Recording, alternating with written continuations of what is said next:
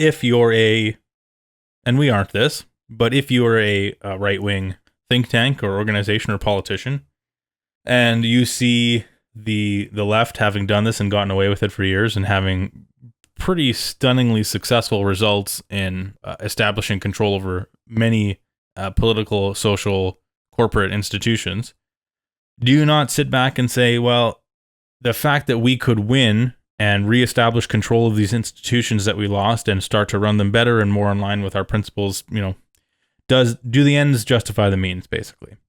Thoughts?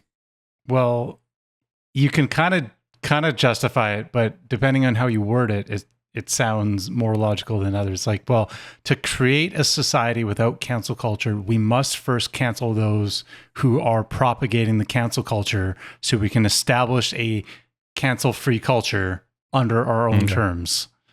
So it's like, if you word it like that, then it's not as savory. But in the same way, I've seen a few commenters mention that since it's institutional control is in the left's hands right now, until the institutions are revised, you will keep on losing. The amount of power that they wield is disproportionate, and they will maintain that power unless you fight with whatever extra power you have to be able to fight with. So I can understand that the perspective, balance, right? Yeah.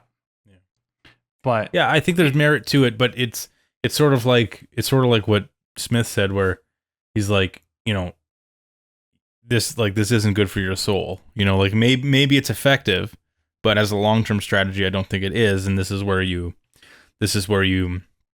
shift. I think where ethically you have to shift from a utilitarian mindset to more of a deontological one, where you say, listen, like, just like you said, you want to establish a society where we're a high trust society. We believe in our institutions. We believe that people act, people in positions of power act generally in good faith. Well, then it's pretty hard to go back from, okay, but how did you get here? That old, there's a saying in the dating scene, James, where they say, and this applies to he or her, but in our case, if she'll cheat with you, she'll cheat on you. And so maybe that's a similar thing here. How do you, if you have a bunch of politicians or a bunch of, political influencers who have gotten there through unsavory means, can you ever really trust that, if they won and they got into the positions of power that they wanted, can you trust that now we are working in, we are being forthright and we are working in everyone's best interest now. We're not lying anymore. We're not canceling anymore.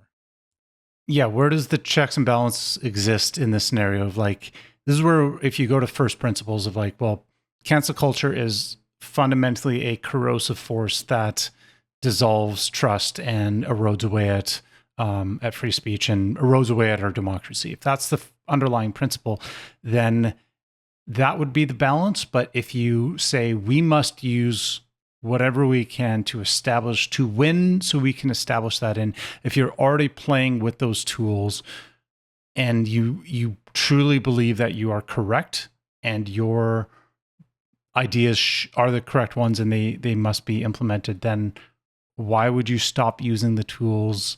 Where is the self-correction going to happen in this case? Yeah. So this is where like the checks and balances have to be woven in at a principle level, or it just gets thrown out along the way.